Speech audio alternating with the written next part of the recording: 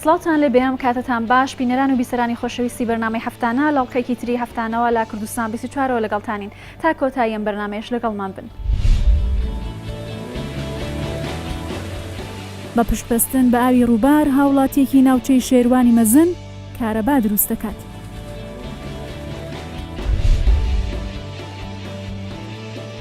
لە دەڤەری پێنجوێن گەرماوێکی کانزایی گرنگ هەیە بۆ چارەسەری نەخۆشیەکانی پێست.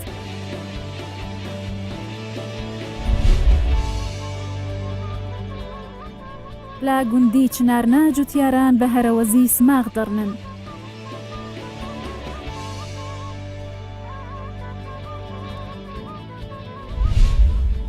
چارەسەری سروشتی یەکێک لەو ڕێگە تەندروستیانەیە کە ئێستا لە جیهاندا زۆر گرنگی پێدەدرێت. لە کوردستانیش لە پێنجوێن گەرماوێک هەیە کە کانزای گۆڵی پێدەگوترێت و لە ناوچەکانی دیکەی کوردستانیشەوە خەڵکێکی زۆر بۆ وەرگرتنی چارەسەری نەخۆشیەکانی پێست سەردانی و کانزایە دەکەن.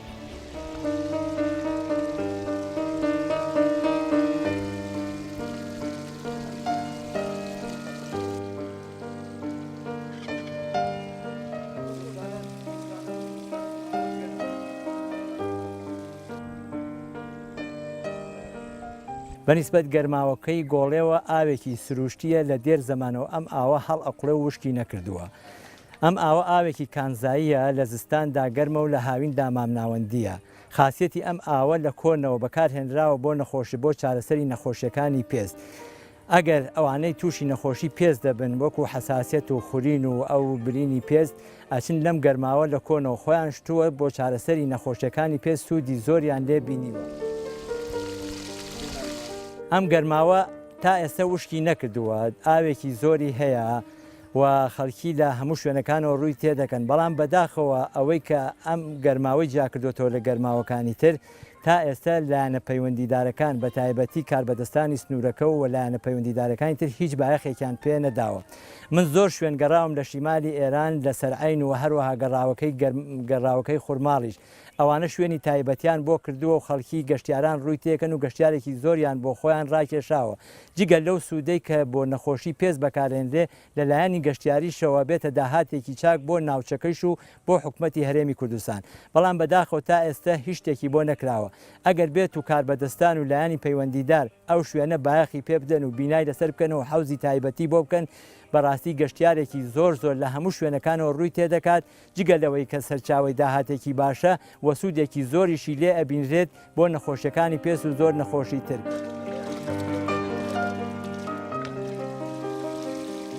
بەداخەوە تا ئێستا لە ڕووی کیمیایی ئەوانە کەسانی پسپۆر و شارەزان نەهاتون لە ڕووی مختبەریەوە پشکنینی وردی بۆ بکەن، بەڵام بە تەجروبەی ئەوانەی کە لە گۆڵێ بوون و باو باپیرانی ئێمە زۆر کەس لە سلێمانەوە هاتون کە تووشی نەخۆشی بوون، هاتون لەم گەرماوە خۆیان شتووە و دوای ماوەیەکی زۆر ئەو کێشە و نەخۆشیانی کە هەیان بۆ چارەسەر بووە و نەماوە. هەر لێرەیشەوە پێویستە ئەوانەی کە پسپۆرن لە بواری کیمیادا و تاقیگەیان هەیە بێن لەم ئاوە وەربگرن و تاقیکردنەوەی لەسەر بکەن بۆ ئەوەی جۆری ئەو کانزانەی دەربخن، بەڵام تا ئێستا وەکو پشکنینێکی وا نەکراوە کە جۆری کانزاکان باز بکرێت.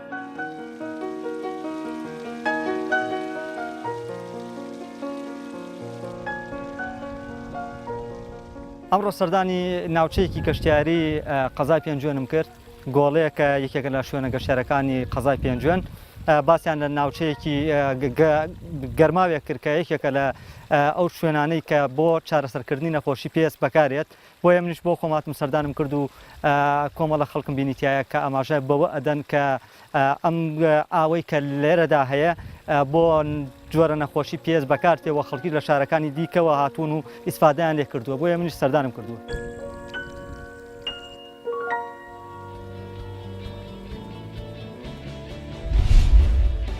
لە گوندی چنارنەی سەربەناحی بنگردی قەزای دوکان هاوڵاتیان بە هەرەوەزی لێکردنەوەی سماقیان لە ڕێزەکانیان دەست پێ کردووە.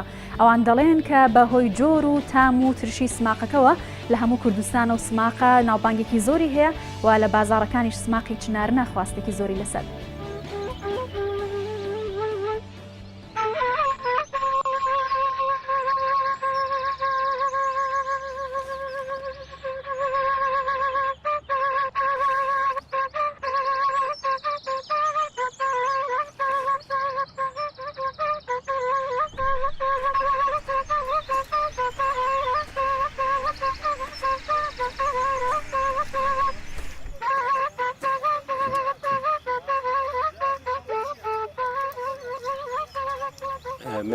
ئیسماعیل پیرۆت خەڵکی گوندی چنارنە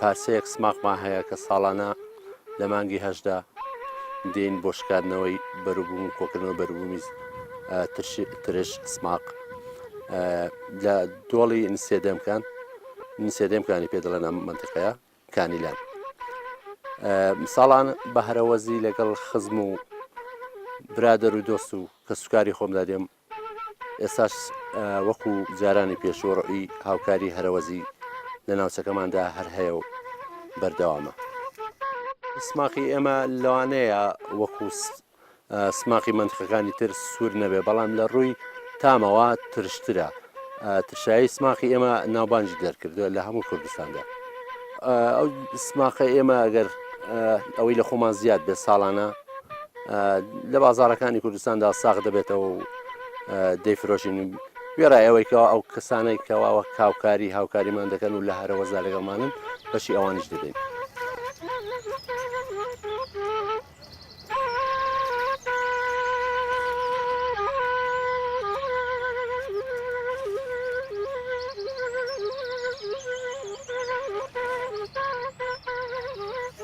خۆی عادەن لە یەکی هەشتەوە تا دەی هەشت خەڵکی ئێرە دەست باشکردنەوەی ئەو سماقی دەکات زامە لێرە هەر ئەم توخمەی هەیە بڵێن ئەم تشە هەیە ئەم تشش بڵێن ئەم دۆڵە هەموو تایبەتە بەو سماقی ئەو سماقەش بڵێن هەمووی بە هەرەوەز دەکرێت لێرە یان ئەوانەی کەماڵیان لێرە تەوان بڵێن 3 ڕۆژ 2 ڕۆژ 4 ڕۆژ پێوە دەبن بخواان دەتوانن حازریکەن بەس ئێمە بڵین لە ڕانیەوە دێن زیاتر هەرەوەزێکی بۆ دەکەین تا لە سەیبانیەوە دین بۆ 6 ئێوارە ئامادەی دەکەین ئەوجا ئەو تشەش حاتەن خۆی ئێمە بڵین ئامێری نییە بڵێ بیکوتێ ئەمە خۆمان بەدەست چاچی دەکەین و حازری دەکەین و دوایش دەخێنێن ناو بازارەوە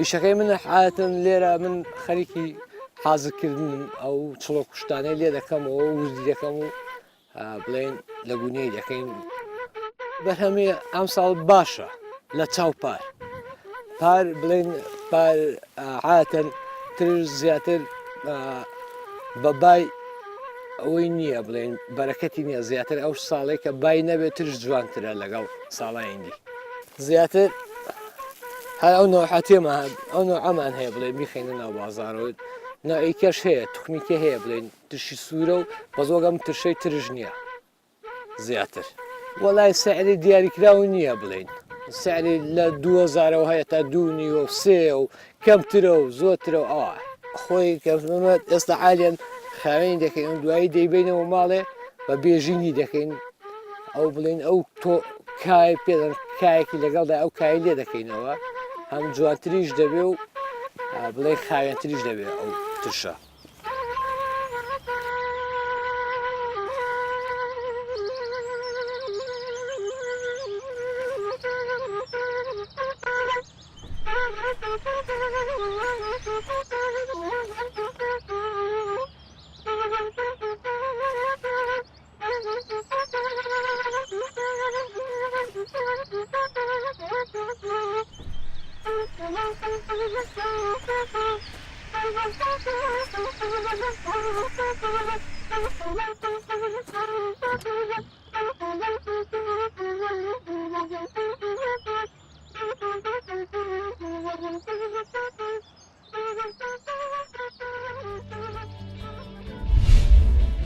لە ئێستادا کچێکی کورد بۆتە خاوان برەندی جانتا و جلوبەرگی خانمان ئەو دەڵێت کە هەوڵ و کۆڵەدانەکانم بۆتە ماوەی بەردەوامیم ئەو کارەکانی زۆربەیان بە دەست دروست دەکات بەبێ ئەوەی کارگێکی تایبەت و گەورەشی هەبێت ئەو دەڵێت ئەمەوێ برەندەکەم بە ناوی کوردستانەوە بچێتە میلانۆ و فەڕەنسا و لە ڕیزی برەندە جەهانیەکاندا بێت.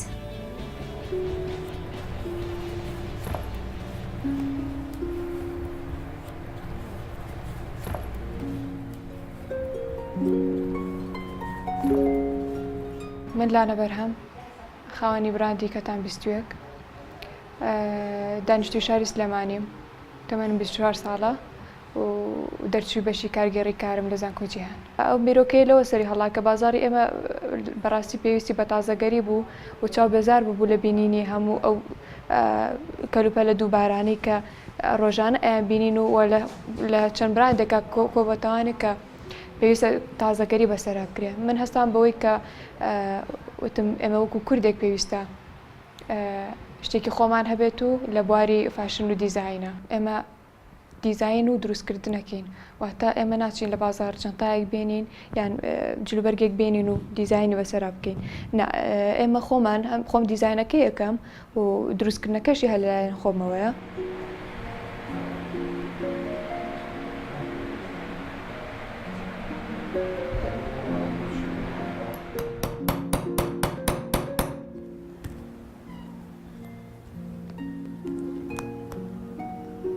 کاتێک کارێک بەدەست ئەنجام دەین ڕوحی تیا بەکاریە، ڕوح و خۆشەویستی تیا بەکاریە. ئەمەوا لە ئیشەکە کات کە دەوتر بێ لە ئیشێکم عملی کات.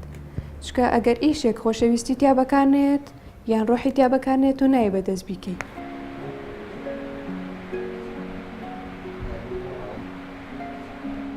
کەتان 21 دوو بەش لە خۆگرێ لە ئێستا لە داهاتەوە زۆر بەشی تریش لە خۆگرێ. لە ئێستا دیزانی و دروستکردنی جلوبەرگ و جەنتاشە. جلوبەرگەکان ئێمە کار لەسەر جلی کوردی ناکەین بۆ نمونە، بەڵام کار لەسەر درێسەکەین ئەو درێسانی کە هەر ئیکە بۆ بۆنەیەکی جیاواز بەکارهاتووە.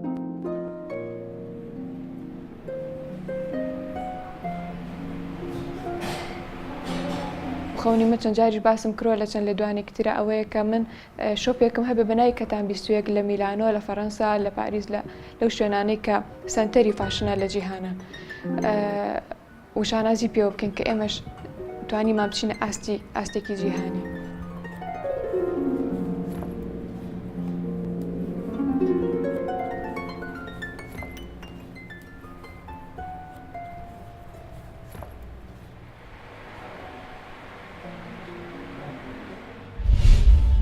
لە ناحیەیەشی لە دزەی سەر بە ئامێدی هاوڵاتیەک بۆ ماوەی چەندین ساڵە شوێنێکی تایبەتی بە کەلوپەلی خۆماڵی و فۆلکلۆر و بەدەست دروستکراو هەیە کە بۆ گوێدرێژ و هێستر وەست بەکار دێت. ئەو دەڵێت کە زۆربەی خەڵکی گونشینی ئەو دەڤەرە بۆ کارەکانیان و بۆ داوارەکانیان ئەو کەلوپەلە بەکار دەهێنن و تا ئێستاش توانویانە سوودێکی باشی لێ ببینن.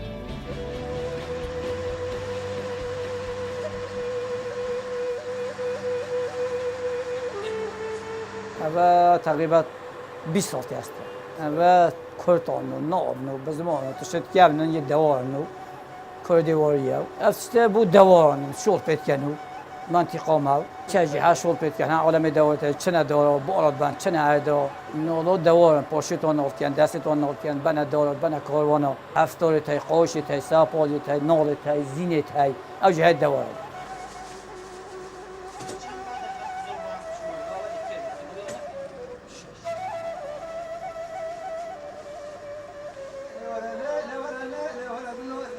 هەفتۆژی هەی 10,000 هەی 15,000 هەی 5,000 نۆڵ 5,000 خودی پۆیت هەی مۆل دهوت توی چوا پێش دهوکێت هەی لە ئادۆت هەی تەڤلیرێت هەی تێرێت هەی وەیسێت هەی تکەون بەس بگەوەی نەمانە ئەو چانگە ئەو تێنەستۆی دەوار ئەو دۆ دەنجی بێت و لەوینینە و جۆنترن و ئەکو بارزات بن تێنەستۆی پازە نێیە و بەرۆنە و هەبوو لەوینینە هەموو بوو دەنگی و لەوینینە و جۆنتر.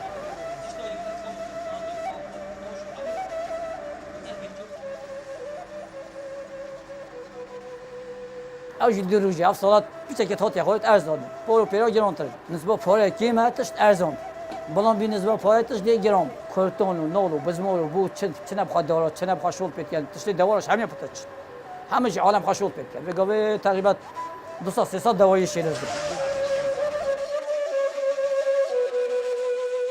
خودی واشا هەموو ئیدۆرەی من هەموو پێتێت و ڕستقژی خودێت دەت و ئەژی تشتە فروشم جای کردی قسمەتە چەندژی چوی هەموو هەندە یا دیل دیروزی گران بیده گران کم هنر خواهد این مخور کورتان مب صدات فروتم مب نوتات فروتم تجربه بگه 45 فروشه 40 فروشه خودی پوت ایت آتش تیویش تی توی ویت گمرک خود دانو تجارت این هم چیشون تجارت کرد.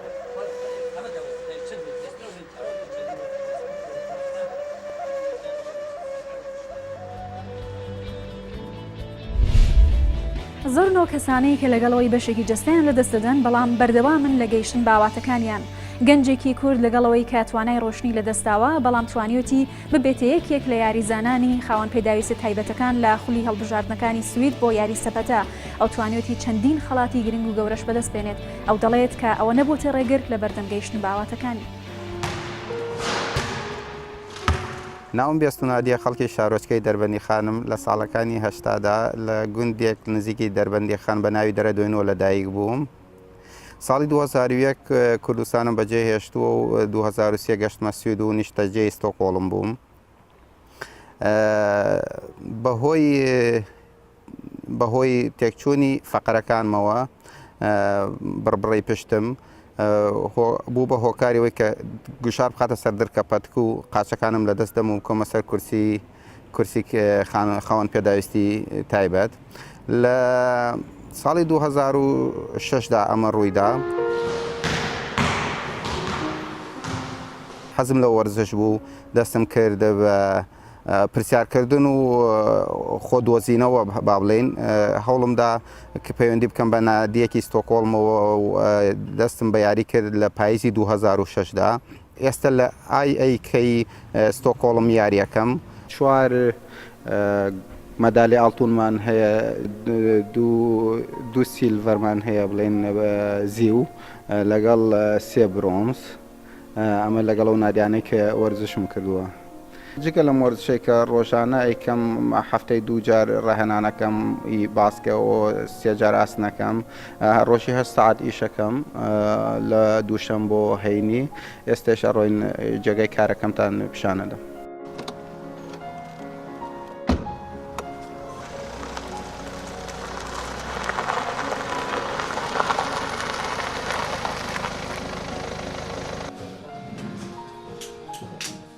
ئەمە جێگای ئیشەکەمە لە بەیانیان ساعت 7 دەست پێەکەم تا 4 ئێوارە. ڕۆژی 8 ساعت ئیشەکەم لە دووشەم بۆ هەینی. ئیشی من لێرە ڕۆژانەوەی بەستنە. ئەم عەرەبانانە بەسین بۆ کەمەندام، ئەویش نزیکەی 30 جۆر عەرەبانەی هەیە. ئەم شەریکەیە ئەینێریم بۆ نزیکەی 44 وڵات.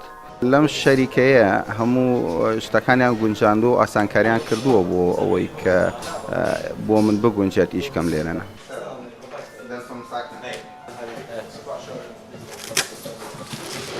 داواکارم لەو خاوەن پێداویستی تایبەتانەی کە لە کوردستانان هیچ شتێک مەحاڵ نییە، دائیمە هەوڵی خۆیان بدەن بۆ ئەو هیوایانەی کە هەیەە لە ژیانانە بۆ ئەوەی پێی بگەن. وەکوتم هیچ شتێک مەحاڵ نییە. هاوڵاتیەک لە گوندی تاتکەی سەر بە ناحیەی شێروانی مەزن لە قەزای مێرگەسوور توانیوەتی ئامێرێکی بەرهەمهێنانی کارەبا لەسەر ئەرکی خۆی دروست بکات. ئەو ئامێرەکەی بە پشتبەستن بە ئاوی ڕووباری گوندەکەیان دروست کردووە و توانیوەتی بۆ ماڵی خۆیان و بۆ دراوسەکانیش کارەبای بەردەوام بەرهەم بهێنێت. ئەو ئامێرەی کە ئەو دروستی کردووە ئەتوانێت 80 ئەمپێر کارەبا بەرهەم بهێنێت.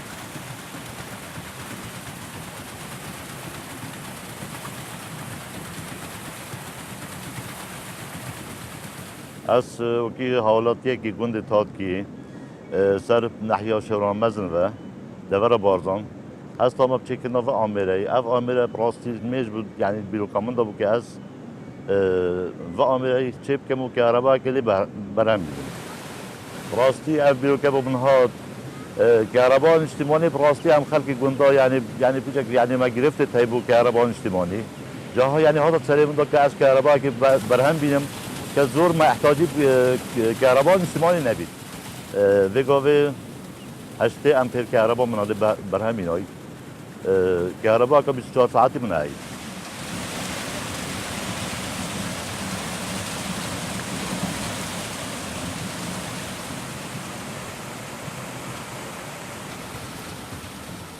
افروز کاک وحید کار برهم اینا وکو لحیم و شافت و بولبرین و پێکتێتن گێڕبکسێک 7 و دینەمە کە 15 کەفی بەرەم تێنیتن کاک وحید تنێ شۆڵا لەحیمەی کرد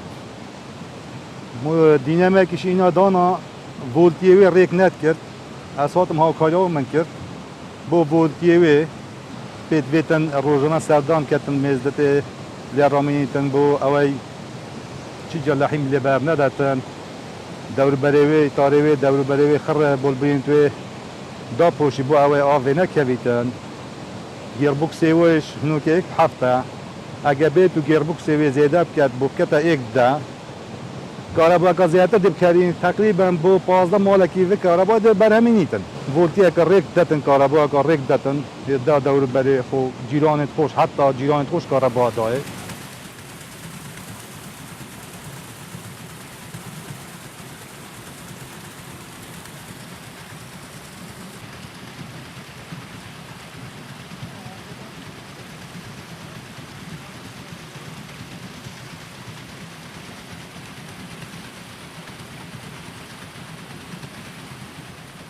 راستی امکاناتی منش کم بون من هنده پیچی بو راستی نخوازه شیام از شیم کهربا تا زیاتر برهم بینم اگه بیت حکومت هارو کاریم که یعنی بیروکت یعنی وی مستر از شیم کهربا برهم بینم